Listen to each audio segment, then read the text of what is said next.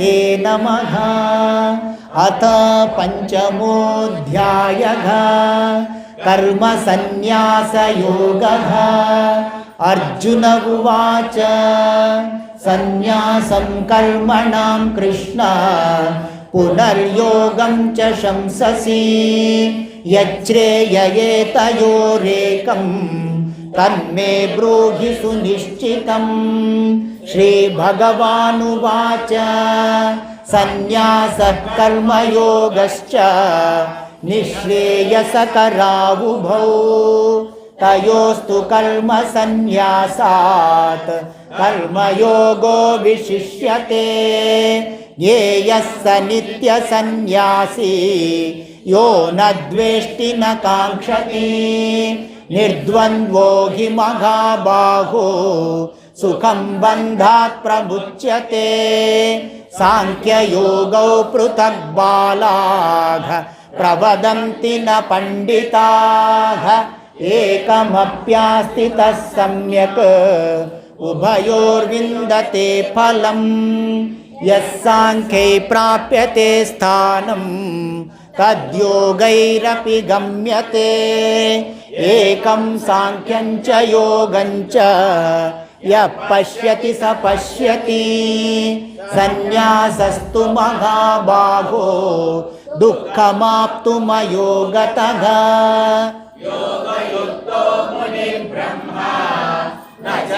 नाधिगच्छति योगयुक्तो विशुद्धात्मा विजितात्मा जितेन्द्रियः। सर्वभूतात्मा भूतात्मा कुर्वन्नपि न लिप्यते। नैव किञ्चित् करोमीति तत्त्ववित्। पश्यन् शृण्वन् स्पृशन् जिघ्रन् अश्नन् गच्छन् स्वपन् श्वसन् प्रलपन् विसृजन् गृह्णन् उन्मिषन् निमिषन्नपि। इन्द्रियाणीन्द्रियार्थेषु वर्तन्त इति धारयन् ब्रह्मण्याधाय कर्माणि लिप्यते न स पापेन पद्मपत्रमिवाम्भसा। कायेन मनसा बुद्ध्या केवलैरिन्द्रियैरपि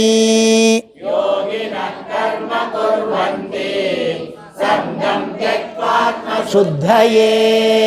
युक्तः कर्मफलं त्यक्त्वा शान्तिमाप्नोति नैष्ठिकीम्। अयुक्तः कामकारेण फले सक्तो निबध्यते। सर्वकर्माणि मनसा सन्न्यस्यास्ते सुखं वशी। नवद्वारे पुरे देहि नैव कुर्वन् न कारयन्।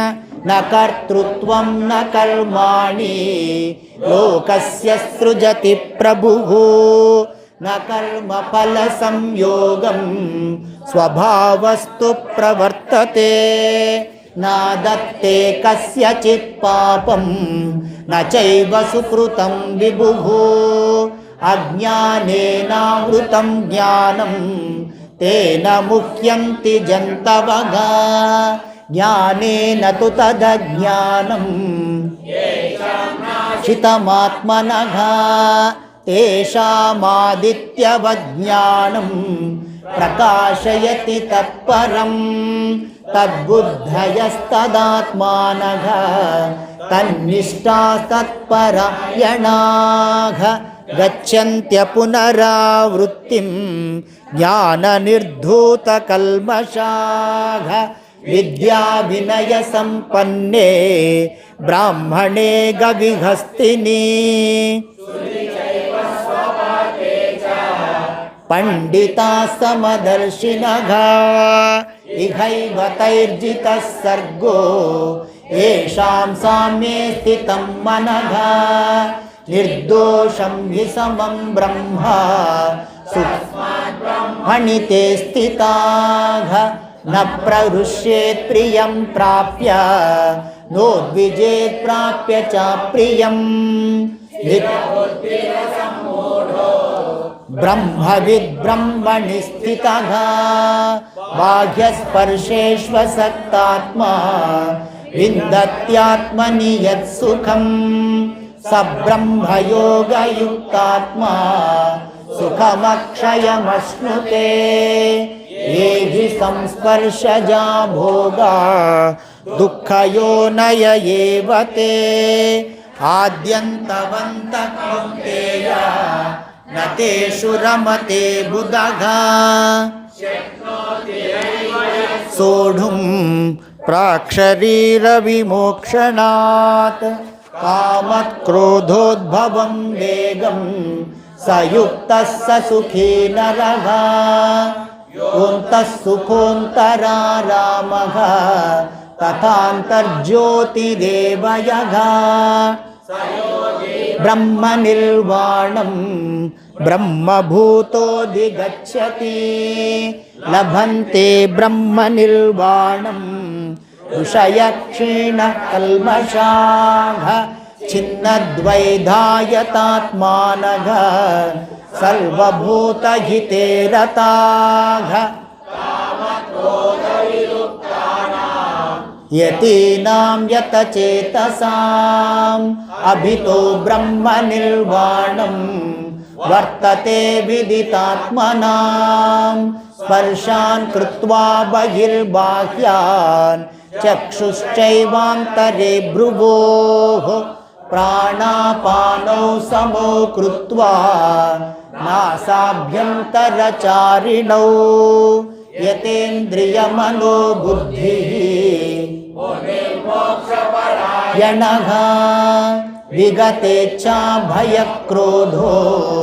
यः सदा मुक्त एव सः भोक्तारं यज्ञतपसां सर्वलोकमहेश्वरं सुहृदं सर्वभूतानां ज्ञात्वा मां शान्तिमृच्छति ॐ तत्सदिति श्रीमद्भगवद्गीतायां योगशास्त्रे श्रीकृष्णार्जुनसंवादे कर्मसन्न्यासयोगो नाम पंचमोऽध्यायः।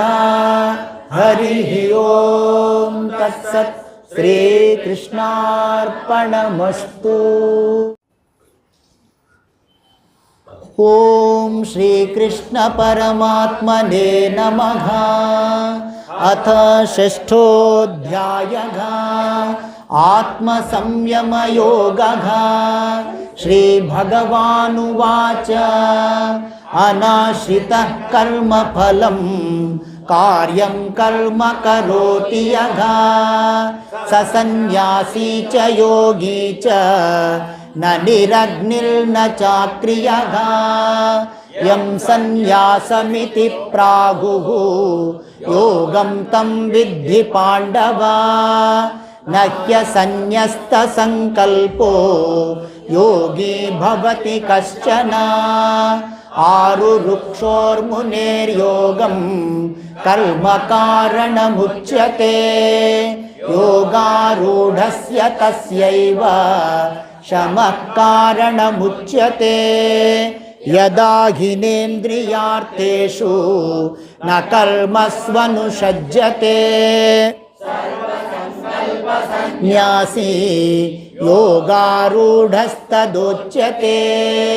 उद्धरेदात्मनात्मानं नात्मानमवसादयेत् आत्मैव ह्यात्मनो बन्धुः आत्मैव रिपुरात्मनः बन्धुरात्मात्मनस्तस्य येनात्मैवात्मना जितः अनात्मनस्तु शत्रुत्वे वर्तेतात्मैव शत्रुवत् जितात्मनः प्रशान्तस्य परमात्मा समाहितः शीतोष्णसुखदुःखेषु तथा मानावमानयोः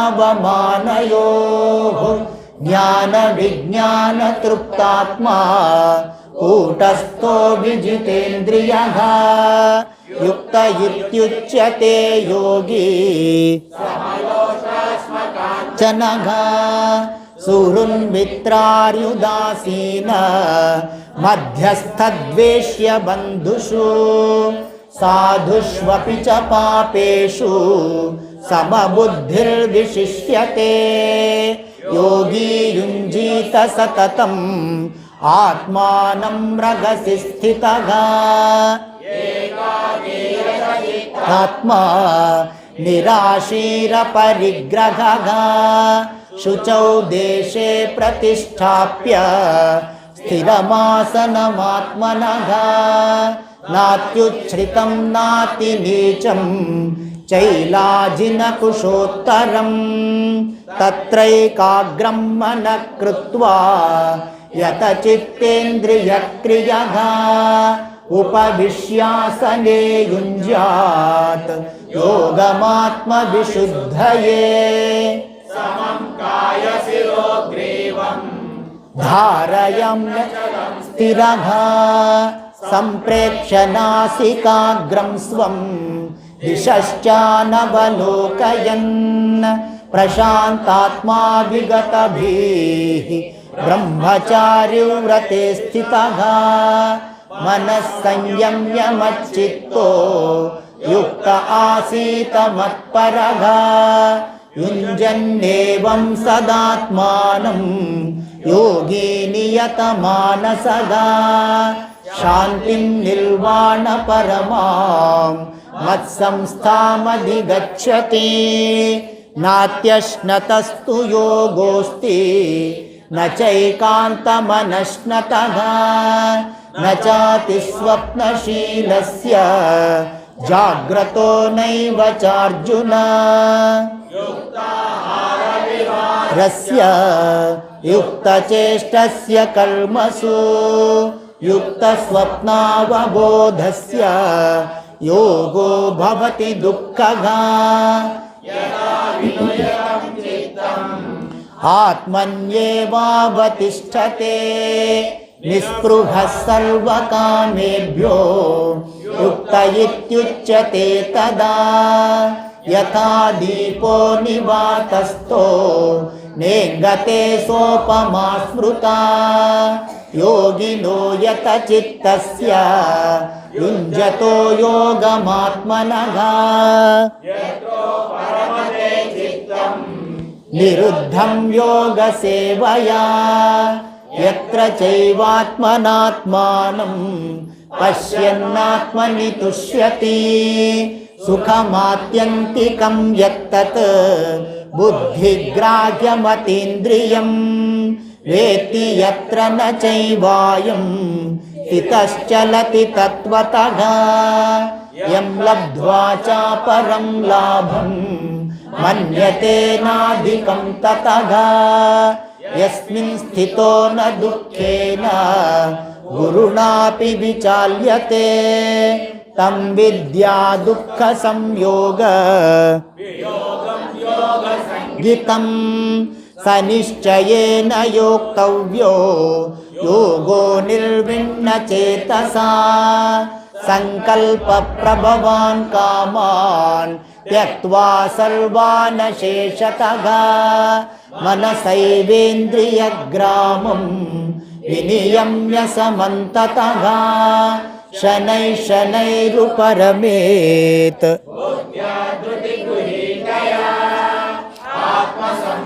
मनः कृत्वा न किञ्चिदपि चिन्तयेत् यतो यतो निश्चरति मनश्चञ्चलमस्थिरम् ततस्ततो नियम्यैतत् आत्मन्येव वशं नयेत् प्रशान्तमनसं ह्येनं योगिनं सुखमुत्तमम् शान्तरजसं ब्रह्मभूतमकल्मषम्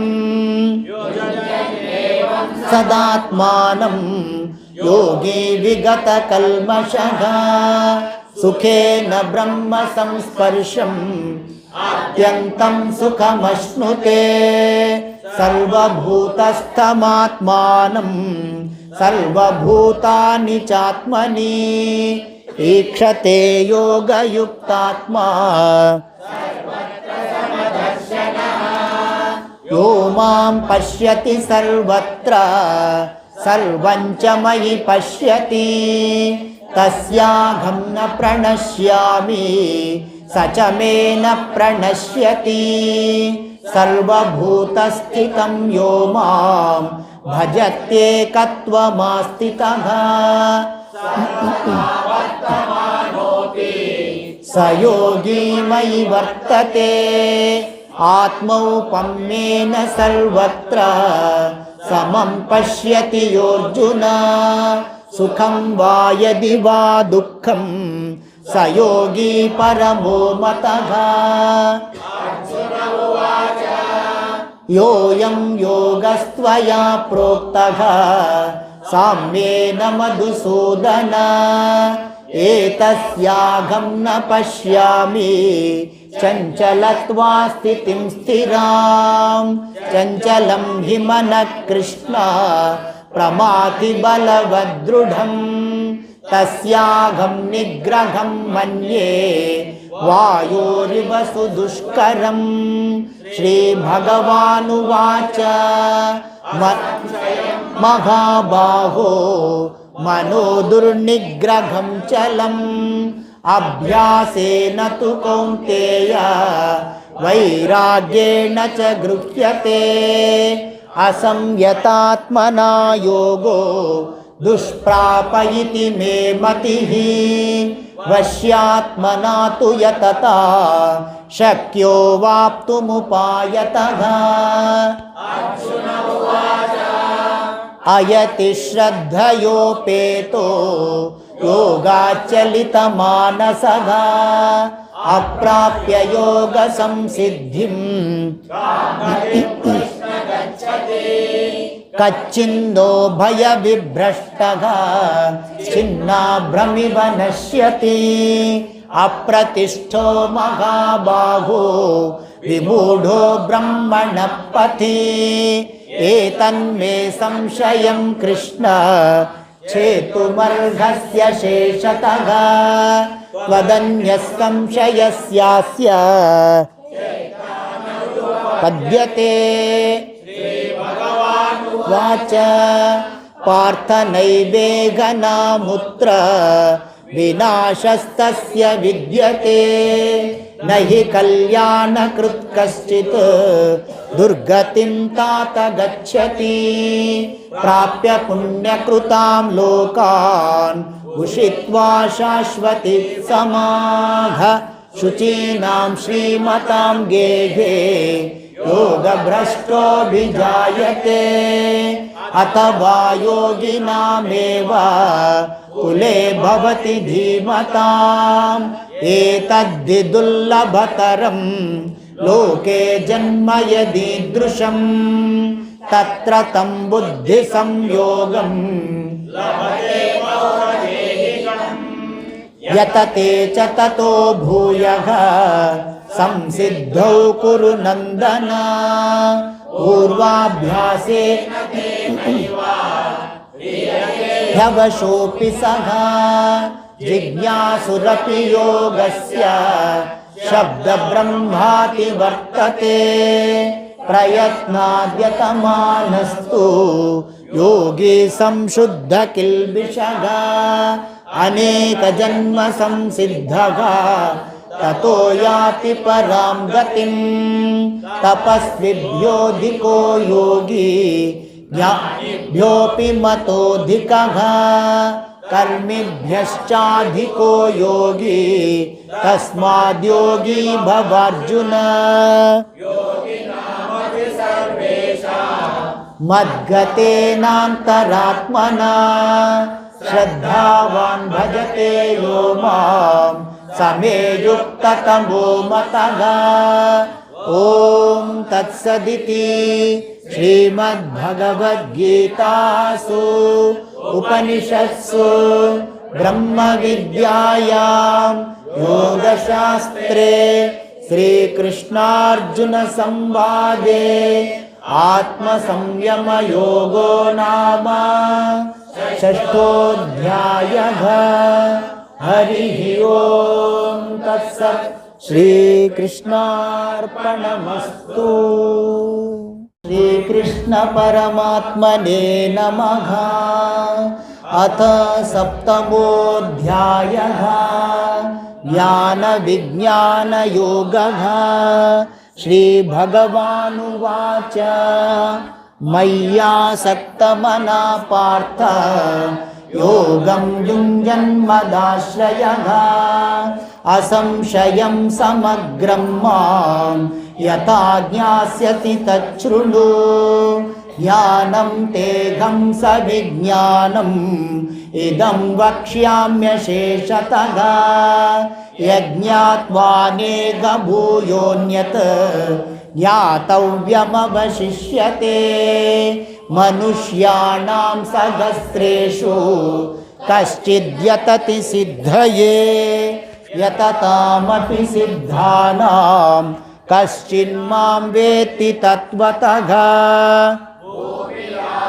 नलो वायुः खं मनो बुद्धिरेव च अहङ्कार इतीयं मे भिन्ना प्रकृतिरष्टधा। अपरेयमितस्त्वन्यां प्रकृतिं विद्धि मे परां। जीवभूतां महाबाहो ययेदं धार्यते जगत्।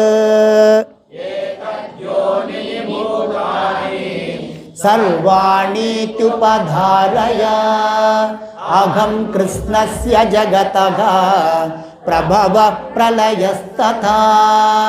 मत्तः परतरं नान्यत् किञ्चिदस्ति धनञ्जय। मयि सर्वमिदं प्रोतं सूत्रे मणिगणा इव। रसोऽहमप्सु कौन्तेय प्रभास्मि शशि सूर्ययोः। प्रणवः सर्ववेदेषु शब्दखे पौरुषं नृषु। पुण्यो गन्धः पृथिव्यां च तेजश्चास्मि विभावसौ।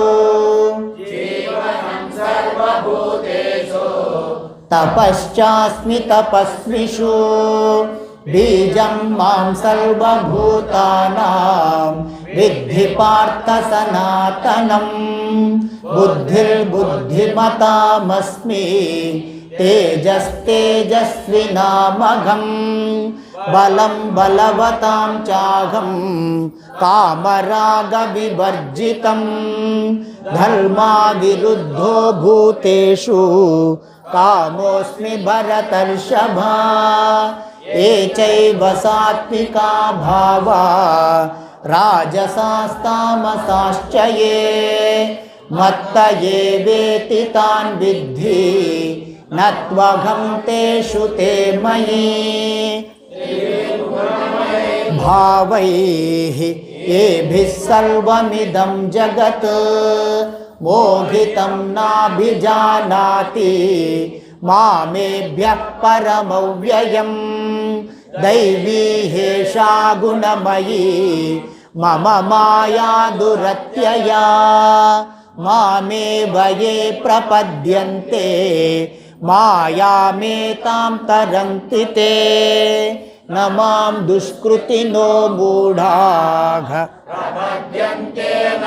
धमाघ माययापहृतज्ञाना आसुरं भावमाश्रिताः।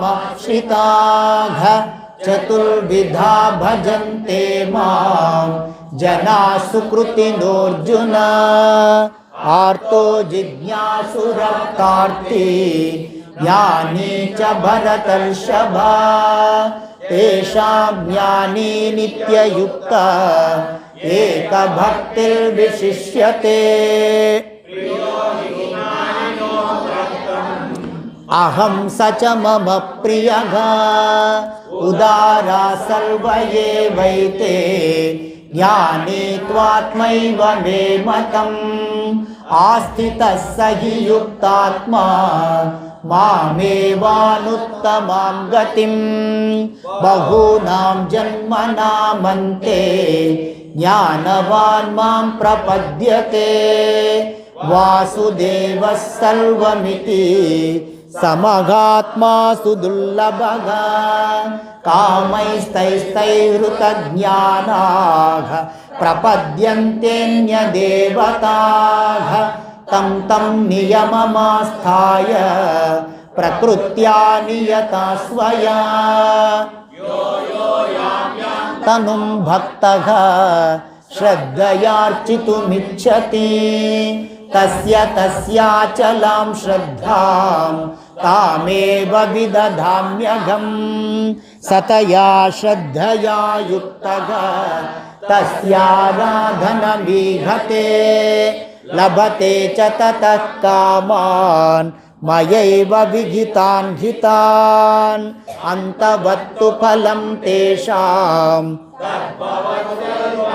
दशां देवान् देवयजो यान्ति मद्भक्ता यान्ति मामपि अव्यक्तं व्यक्तिमापन्नं मन्यन्ते मामबुद्धयः परं भावमजानन्तो ममाव्ययमनुत्तमं नाहं प्रकाशः सर्वस्य योगमाया समावृतः मूढोऽयं नाभिजानाति लोको मामजमव्ययम् वेदाहं समतीतानि वर्तमानानि चार्जुन भविष्याणि च भूतानि मां तु वेद न कश्चन इच्छाद्वेषसमुत्थेन द्वन्द्वमोहेन भारत सर्वभूतानि सम्मोहं सर्गे यान्ति परन्तप येषां त्वन्तगतं पापं जनानां पुण्यकर्मणां ते द्वन्द्वमोहनिर्मुक्ता भजन्ते मां दृढव्रताः जरामरणमोक्षाय ते ब्रह्म तद्विदुः कृत्स्नम् आध्यात्मं कर्म चाखिलं साधिभूताधिदैवं मां साधियज्ञं च ये विदुः प्रयाणकालेऽपि च मां ते विदुर्युक्तचेतसः ॐ तत्सदिति श्रीमद्भगवद्गीतासु उपनिषत्सु ब्रह्मविद्यायां योगशास्त्रे श्रीकृष्णार्जुन संवादे ज्ञानविज्ञानयोगो नाम सप्तमोऽध्यायः। हरिः ओं तत्सत्। श्रीकृष्णार्पणमस्तु। अथ अष्टमोऽध्यायः अक्षरब्रह्मयोगः। अर्जुन उवाच किं तद्ब्रह्म किमध्यात्मं किं कर्म पुरुषोत्तमा अधिभूतं च किं प्रोक्तम् अधिदैवं किमुच्यते अधियज्ञः कथं कोत्र देहेऽस्मिन् मधुसूदन प्रयाणकाले च कथं ज्ञेयोऽसि नियतात्मभिः।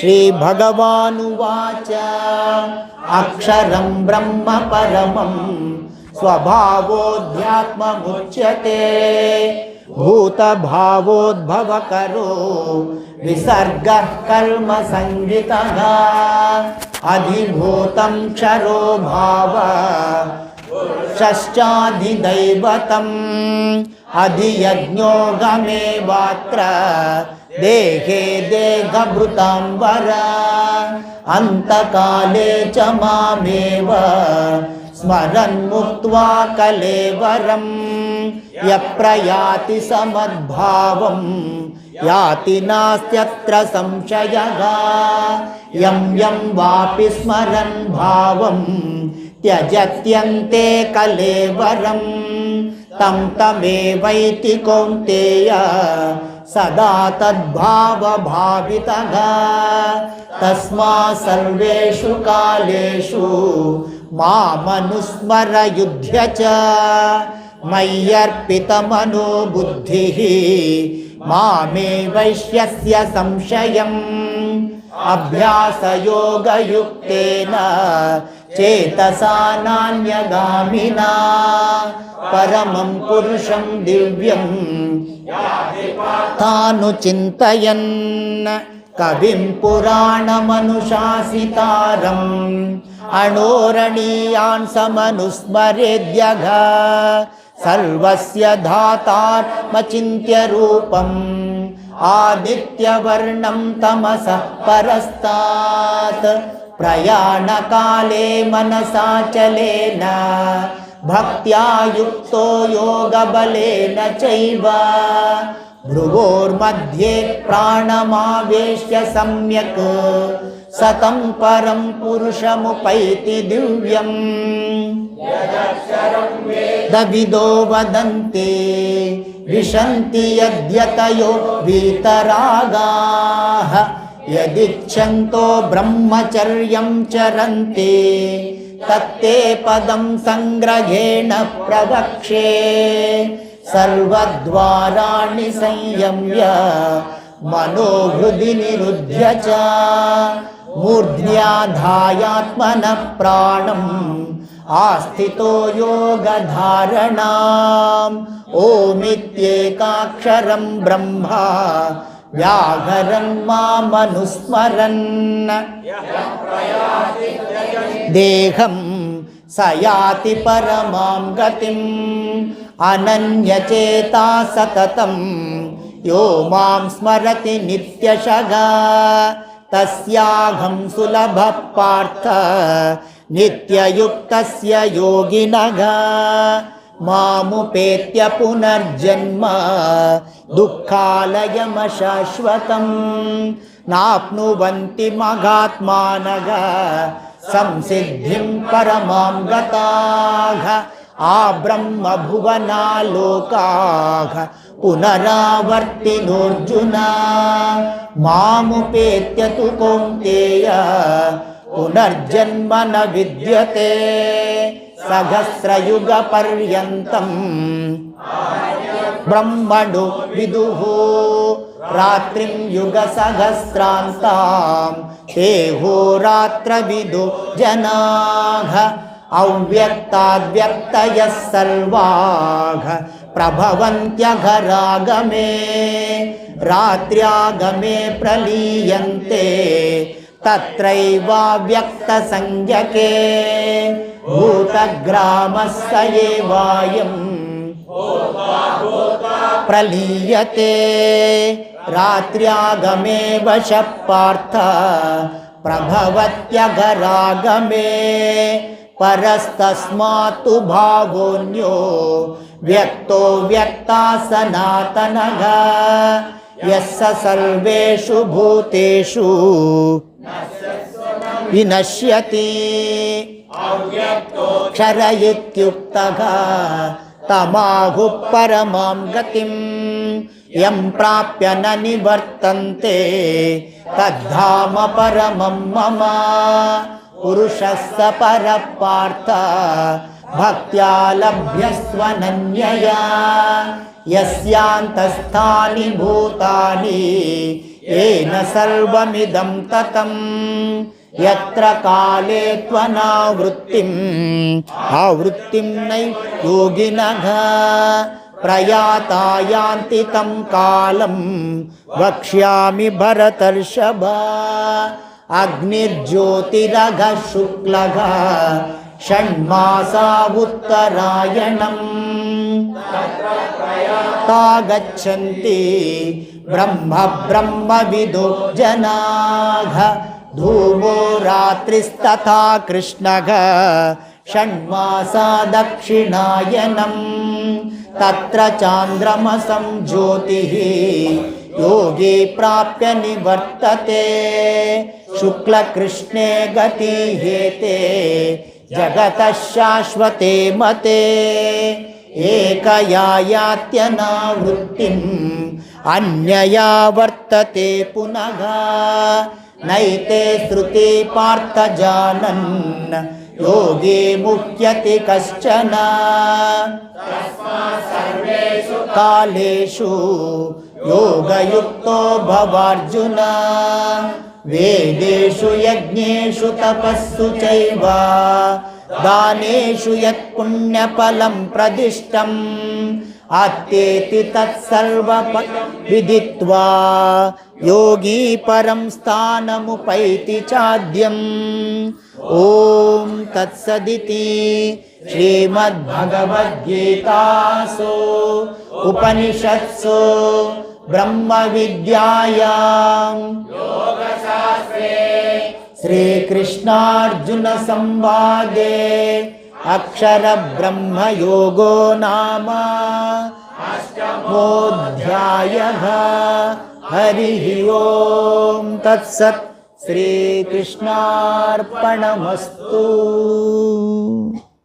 न परमात्मने नमः अथ नवमोऽध्यायः राजविद्या राजगुह्ययोगः श्रीभगवानुवाच इदं तु ते गुह्यतमं प्रवक्ष्याम्यनसूयवे ज्ञानं विज्ञानसहितं यज्ञात्वा मोक्षसे शुभात् राजविद्या राजगुह्यं पवित्रमिघमुत्तमम् प्रत्यक्षावगमं धर्म्यं सुसुखं कर्तुमव्ययम् दाना पुरुषा धर्मस्यास्य परन्तप अप्राप्य मुक्ता उपासते ज्ञानयज्ञेन चाप्यन्ये यजन्तो मामुपासते एकत्वेन पृथक्त्वेन बहुधा विश्वतो मुखम्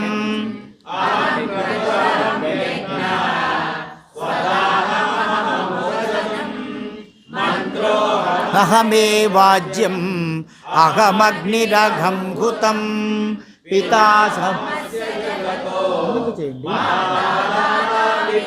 महः वेद्यं पवित्रमोङ्कार ऋक्सामयजुरेव च गतिर्भर्ता प्रभुः साक्षी निवासः शरणं सुहृत् प्रभव प्रलयस्थानं निधानं बीजमव्ययम् तपाम्यघमघं वर्षं निगृह्णामि सृजामि च अमृतं चैव मृत्युश्च सदसच्चाघमर्जुन त्रैविद्या मां सोमपापूतपापा यज्ञैरिष्ट्वा स्वर्गतिं प्रार्थयन्ते ते पुण्यमासाद्य सुरेन्द्रलोकम्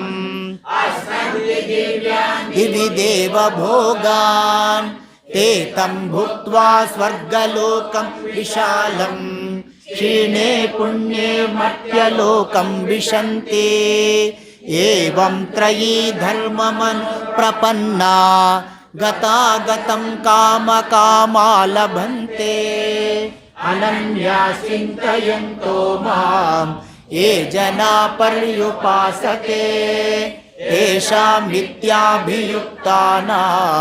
योगक्षेमं वहाम्यहम् देवता भक्ता यजन्ते श्रद्धयान्विताः तेऽपि मामेव कौन्तेय यजन्त्यविधिपूर्वकम् अहं हि सर्वयज्ञानां भोक्ता च प्रभुरेव च न तु मामभिजानन्ति तत्त्वेनातश्च वन्ति ते यान्ति देवव्रता देवान् पितॄन् यान्ति पितृव्रताः भूतानि यान्ति भूतेज्या पत्रं पुष्पं फलं तोयं यो मे भक्त्वा प्रयच्छति तदहं भक्तुमद्भुतं अश्नामि प्रयतात्मनः यत्करोषि यदश्नासि यज्जुहोषि ददासि यत् यत्तपस्यसि कौन्तेय तत्कुरुष्व मदर्पणम् शुभाशुभफलैर्देवं मोक्षसे कर्मबन्धनैः सन्न्यासयोगयुक्तात्मा विमुक्तो मामुपैष्यसि समोघं सर्वभूतेषु न मोद्वेष्योऽस्ति न प्रियः ये भजन्ति तु मां भक्त्या मयि ते तेषु चाप्यघम् अपि चेत् सुदुराचारो भजते मामनन्यभाक्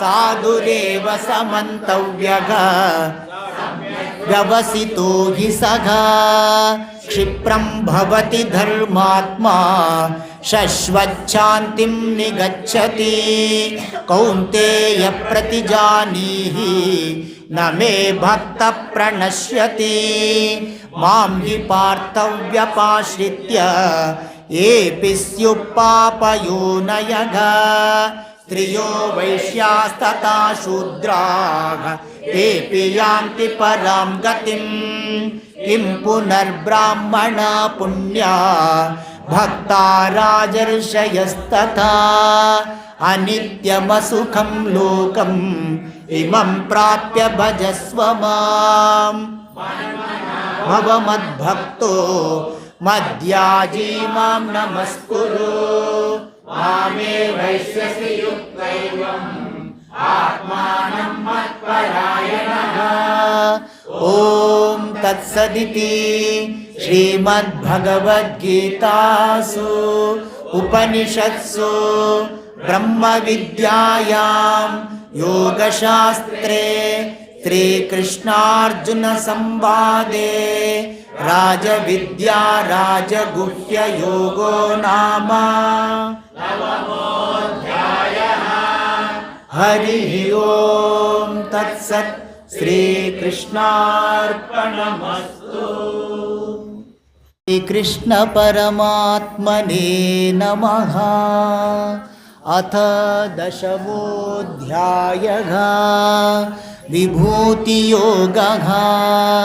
श्रीभगवानुवाच भूय एव महाबाहो शृणु मे परमं वचः यत्तेऽहं प्रीयमाणाय वक्ष्यामि हितकाम्यया न मे विदुः सुरगणाः प्रभवं न महर्षयः अहमादिर्हि देवानां महर्षीणां च सर्वशः यो मामजमनादिं च वेत्ति लोकमहेश्वरम् असम्मूढः समर्थ्येषु सर्वपापैः प्रमुच्यते बुद्धिर्ज्ञानमसम्मोहः क्षमा सत्यं दमः शमः सुखं दुःखं भवो भावो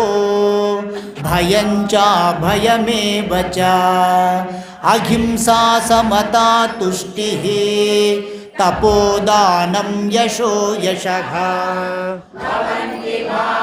भूतानां एव पृथग्विधाः महर्षयः सप्त पूर्वे चत्वारो मनवस्तथा मद्भावा मानसा जाता येषां लोक इमाः प्रजाः एतां विभूतिं योगं च मम यो वेत्ति तत्त्वतः सोऽविकम्पेन योगेन युज्यते नात्र संशयः अहं सर्वस्य प्रभवो मत्तः सर्वं प्रवर्तते इति मत्वा भजन्ते मां भावः समन्विताः मच्चित्ता मद्गतप्राणा बोधयन्तः परस्परं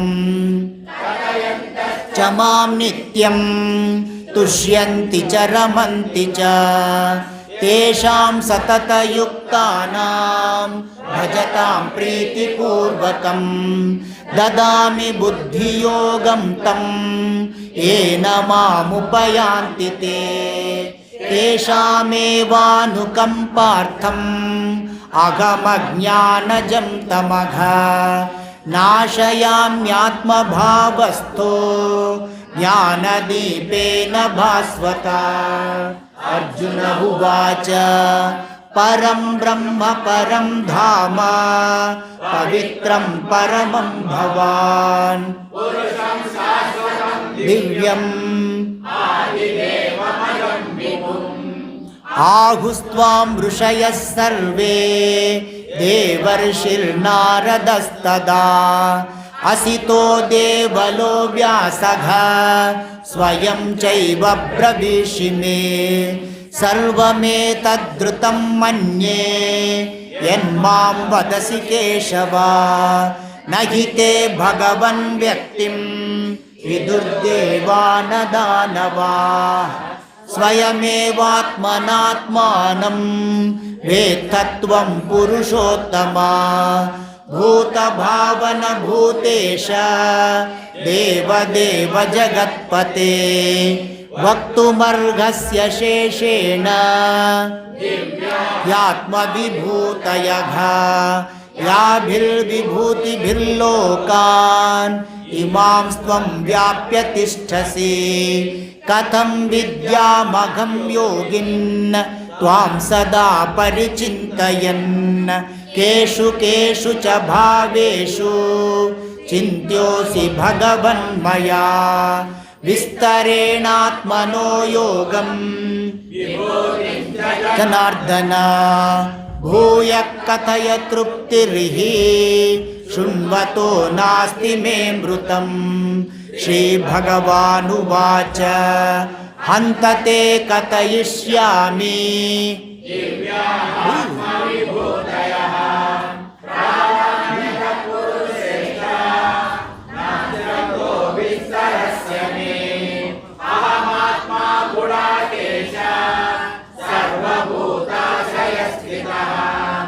अहमादिश्च मध्यं च भूतानामन्त एव च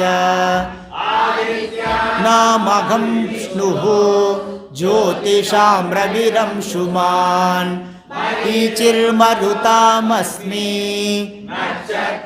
नामहं शशि वेदानां सामवेदोऽस्मि देवानामस्मि वासवः इन्द्रियाणां मनश्चास्मि भूतानामस्मि चेतना रुद्राणां शङ्करश्चास्मि वित्तेषु रक्ष रक्षसां वसूनां पावकश्चास्मि मेरुशिखरिणामहं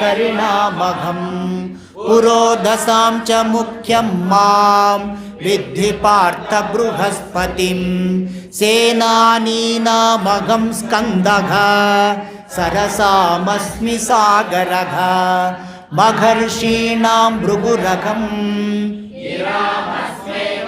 क्षरं यज्ञानां जपयज्ञोऽस्मि स्थावराणां हिमालयः अश्वत्थः सर्ववृक्षाणां देवर्षीणां च नारदः गन्धर्वाणां चित्ररथः सिद्धानां कपिलो मुनिः उच्चैश्रवसमश्वानां विद्धि माममृतोद्भवम् ऐरावतं गजेन्द्राणां नराणां च नराधिपम् आयुधानामहं वज्रं धेनूनामस्मि कामधुक् प्रजनश्चास्मि कन्दर्पः मस्मि वासुकिः अनन्तश्चास्मि नागानां वरुणो यादसामहं पितॄणामर्यमा चास्मि यमः संयमतामहं प्रह्लादश्चास्मि दैत्यानां कालः कलयतामहं मृगाणां च मृगेन्द्रोऽहं वैनतेयश्च पक्षिणां पवनः पवतामस्मि रामः शस्त्रभृतामघम् झषाणां मकरश्चास्मि स्रोतसामस्मि जाह्नवी सर्गाणामादिरन्तश्च अध्यात्मविद्या विद्यानां वादप्रवदतामघम् अक्षराणामकारोऽस्मि द्वन्द्वः सामासिकस्य च अहमेवाक्षयः कालो धाताहं विश्वतो मुखः मृत्युः सर्वघरश्चाघम् उद्भवश्च भविष्यताम् कीर्तिश्रीर्वाक्च नारीणां स्मृतिर्मेधा धृतिक्षमा साम्नां गायत्री छन्दसामघम् मासानां मार्गशीर्षोघम् ऋतूनां कुसुमाकरः द्यूतं चलयतामस्मि तेजस्तेजस्विनामघम् जयोऽस्मि व्यवसायोऽस्मि सत्वं सत्त्ववतामघम्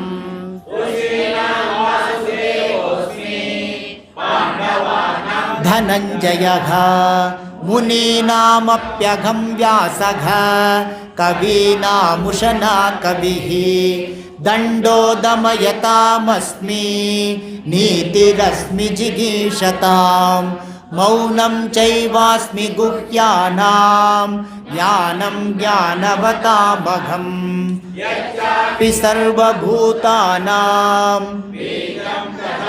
अर्जुन न तदस्ति विना यत् स्यात् मया भूतं चराचरम् नान्तोऽस्ति मम दिव्यानां विभूतीनां परन्तप एष तोद्देशतः प्रोक्तो विभूतेर्विस्तरो मया यद्यद्विभूतिमत्सत्त्वं श्रीमदूर्जितमेव वा तत्तदेवावगच्छत्वं मम तेजोंशसम्भवम् अथवा बहुनैतेन किं ज्ञातेन तवार्जुन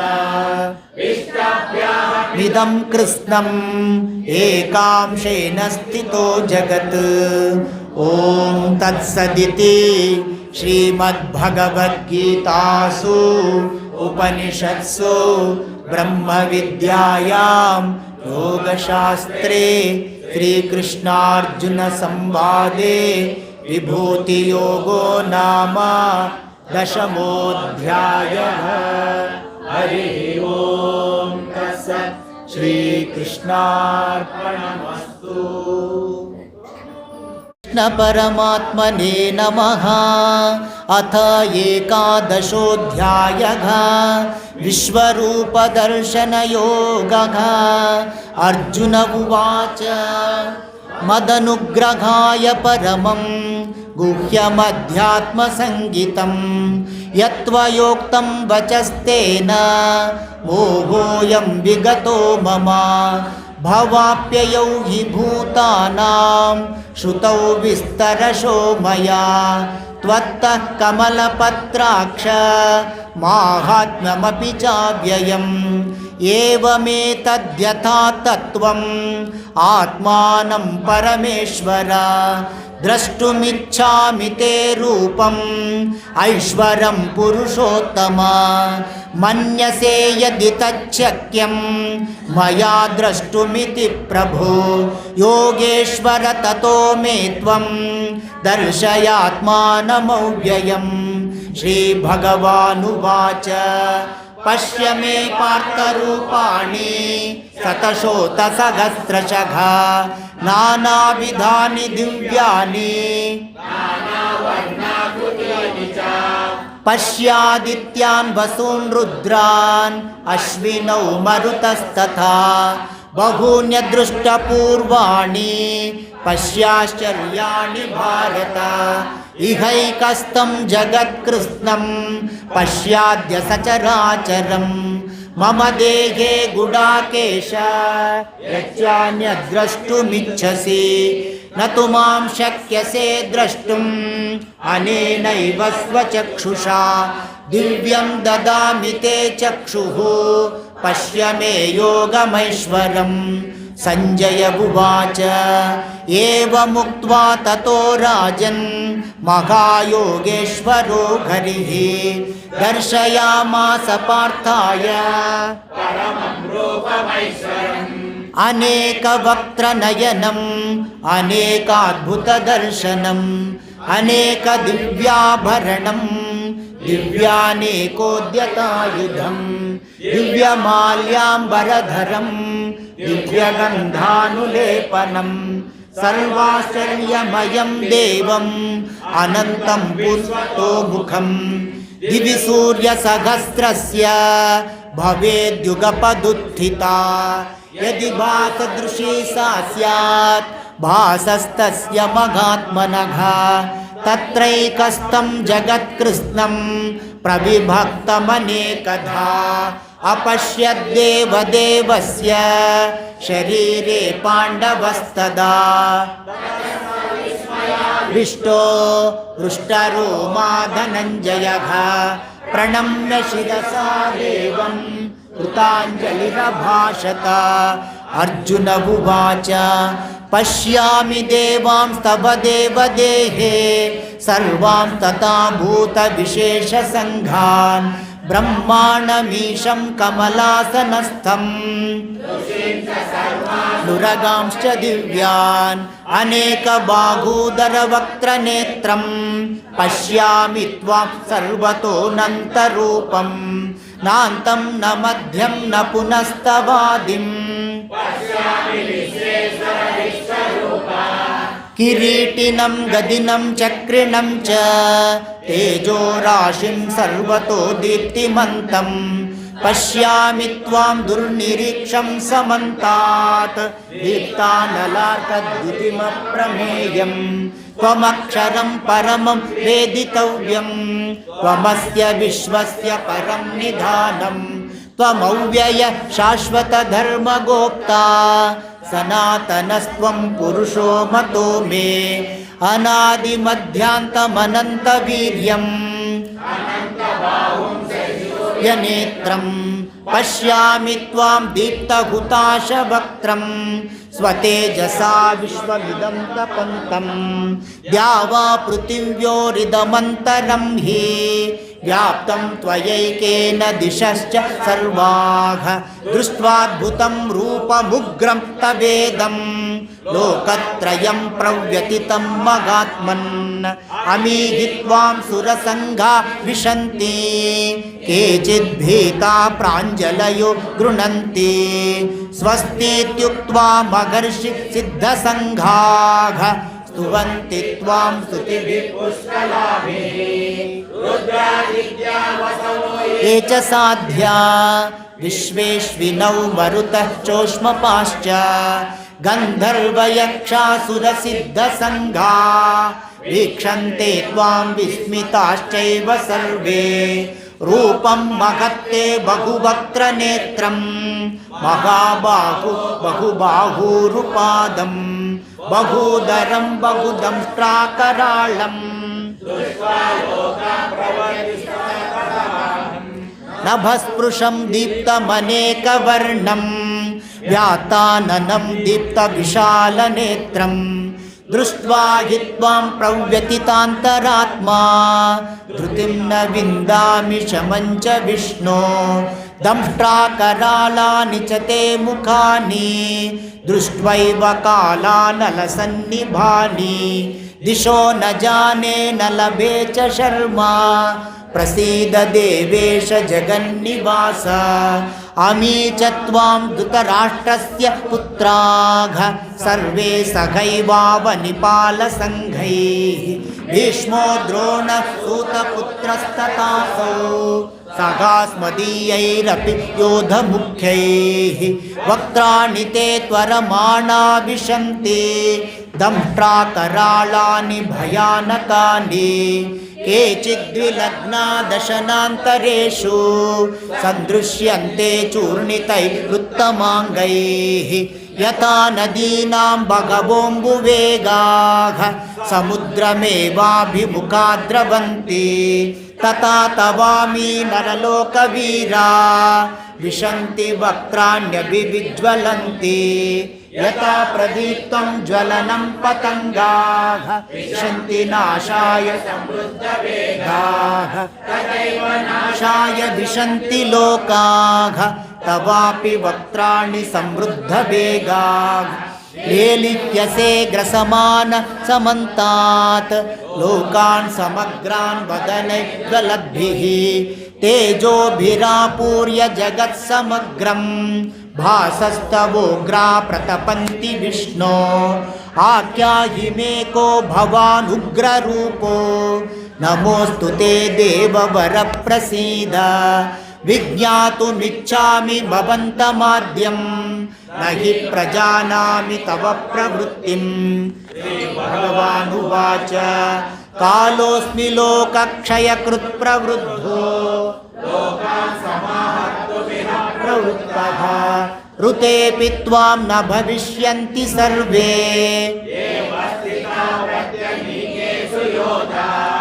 तस्मात् त्वमुत्तिष्ठ यशो लभस्व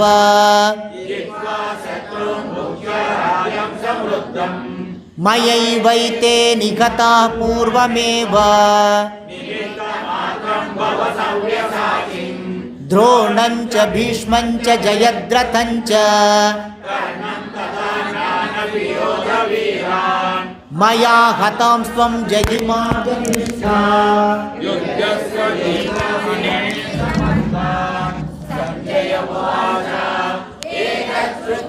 वचनं केशवस्य कृताञ्जलिर्वेपमानः किरीटी सगद्गदं भीतभीतप्रणम्य